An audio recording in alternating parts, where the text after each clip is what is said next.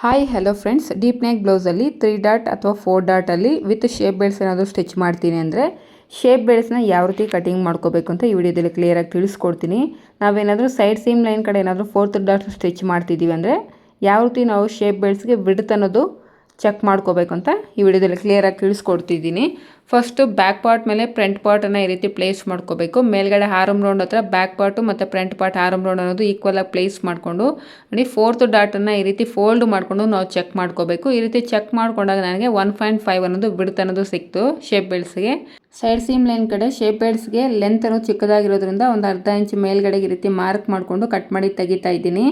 Compulsory ನಮಗೆ side seem line ಕಡೆ shape bells length 2 inches ಅಥವಾ 2.5 ಇಂಚಸ್ ಬರಬೇಕು. ಆಗಲೇ ನಮಗೆ ಬಸ್ಟ್ ಅನ್ನೋದು ಚೆನ್ನಾಗಿ ಲಿಫ್ಟ್ ಆಗುತ್ತೆ. ಈಗ ಬ್ಯಾಕ್ ಪಾರ್ಟ್ ಮೇಲೆ ಫ್ರಂಟ್ ಪಾರ್ಟನ್ನು ಪ್ಲೇಸ್ ಮಾಡಿಕೊಂಡು ನೋಡಿ ಡಾಟ್ ಅನ್ನೋದು ಫೋಲ್ಡ್ ಮಾಡಿಕೊಂಡು ಚೆಕ್ ಮಾಡಿಕೊಂಡಾಗ ನನಗೀಗ 2.5 ಇಂಚ್ ಲೆಂತ್ ಅನ್ನೋದು ಸಿಗ್ತಾ ಇದೆ ಸೈಡ್ ಸೀಮ್ ಲೈನ್ ಕಡೆ ಶೇಪ್ ಬೆಲ್ಸ್ಗೆ. ಈಗ ಯಾವ ರೀತಿ ಕಟಿಂಗ್ ಮಾಡ್ಕೊಳ್ಳೋದು ಅಂತ ತೋರಿಸ್ಕೊಡ್ತೀನಿ ನೋಡಿ. ಇಲ್ಲಿ ನಾನು ಲೈನಿಂಗ್ ಮೇಲೆ ಕಟ್ ಮಾಡಿ ತೋರಿಸ್ತಾ ಇದ್ದೀನಿ. ಫಸ್ಟ್ ಒಂದು ಬೇಸ್ ಲೈನ್ ಅನ್ನೋದು ಡ್ರಾ ಮಾಡ್ಕೋಬೇಕು. ಕೆಳಗಡೆ ಬಾಟಮಲ್ಲಿ ಒಂದು ಬೇಸ್ ಲೈನ್ ಅನ್ನೋದು ಡ್ರಾ ಮಾಡ್ಕೊಳ್ತಾ ಇದ್ದೀನಿ 1/2 ಇಂಚ್ ಮಾರ್ಜಿನಿಗೆ. ಈ ಕಡೆ ಕೂಡ ಒಂದು ಸ್ಟ್ರೈಟಾಗಿ ಒಂದು ಲೈನ್ ಅನ್ನೋದು ಡ್ರಾ ಮಾಡ್ಕೋಬೇಕು. ಈಗ ಶೇಪ್ ಬೆಲ್ಸ್ಗೆ ವಿಡ್ತ್ ಯಾವ ರೀತಿ ಮಾರ್ಕ್ ಮಾಡ್ಕೊಳ್ಳೋದಂದರೆ ಇವರ ವೇಸ್ಟ್ ರೌಂಡ್ ಬಂದು 40, ಅದರಲ್ಲಿ 4ನೇ ಒಂದು ಭಾಗ 10 ಇಂಚಸ್ಸು. ನಿಮ್ಮ ವೇಸ್ಟ್ ರೌಂಡ್ ಎಷ್ಟಿರುತ್ತೋ ಅದರಲ್ಲಿ 4ನೇ ಒಂದು ಭಾಗ ಮಾರ್ಕ್ ಮಾಡ್ಕೋಬೇಕು. ಈಗ ನಾವು ಬ್ಯಾಕು ಮತ್ತು ಫ್ರಂಟು ಮಾರ್ಜಿನ್ ಎಷ್ಟು ತೊಗೊಂಡಿದ್ದೀನಿ ಅಂದರೆ 2 ಇಂಚಸ್ ಮಾರ್ಜಿನ್ ತೊಗೊಂಡಿದ್ದೀನಿ. ಶೇಪ್ ಬೆಲ್ಸ್ಗೆ ಮಾರ್ಜಿನ್ ಅನ್ನೋದು ನಾನಿಲ್ಲಿ 3.5 ಇಂಚಸ್ ಅನ್ನೋದು ಕೊಡ್ತಾ ಇದ್ದೀನಿ. ನಮಗಿಲ್ಲಿ ಕರ್ವ್ ಶೇಪ್ ಇರೋದ್ರಿಂದ ಫ್ರಂಟು ಮಾರ್ಜಿನ್ ಅನ್ನೋದು ಸ್ವಲ್ಪ ಜಾಸ್ತಿನೇ ಕೊಡಬೇಕಾಗುತ್ತೆ. ನೀವು ಶೇಪ್ ಬೆಲ್ಸ್ಗೆ ನೀವು ಎಕ್ಸಾಕ್ಟ್ 2 ಇಂಚಸ್ ಮಾರ್ಜಿನೇ ಕೊಟ್ಟಿದ್ದೀರ ಅಂದರೆ ನಿಮಗೆ ಸ್ಟಿಚಿಂಗ್ ಮಾಡಬೇಕಾದ್ರೆ ಶಾರ್ಟೇಜ್ ಬರೋವಂಥ ಚಾನ್ಸಸ್ ಜಾಸ್ತಿ ಇರುತ್ತೆ. ನೋಡಿ ಸೈಡ್ ಸೀಮ್ ಲೈನ್ ಕಡೆ ನಮಗೆ ಲೆಂತ್ ಅನ್ನೋದು 2.5 ಸಿಕ್ತು. ಸೊ 3 ಇಂಚಸ್ಗೆ ಮಾರ್ಕ್ ಮಾಡ್ಕೋಬೇಕು.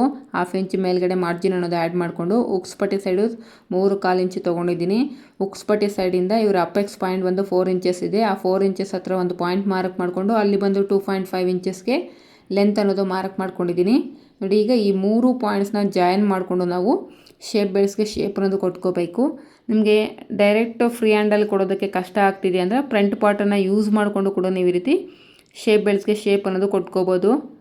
ನೋಡಿ ಉಕ್ಸ್ ಪಟ್ಟಿ ಸೈಡಿಂದ ಫ್ರಂಟದ್ದು ಡಾಟದ್ದು ಲೆಗ್ ಏನಿರುತ್ತೋ ಅಲ್ಲಿವರೆಗೂ ಒಂದು ಪಾಯಿಂಟ್ ಮಾರ್ಕ್ ಮಾಡ್ಕೋಬೇಕು. ಮತ್ತು ಆ ಡಾಟನ್ನು ಮೈನಸ್ ಮಾಡ್ತಾ ಈ ರೀತಿ ಶೇಪ್ ಬೆಲ್ಸ್ಗೆ ನಾವು ಮಾರ್ಕಿಂಗ್ ಅನ್ನೋದು ಮಾಡ್ಕೋಬೇಕಾಗುತ್ತೆ.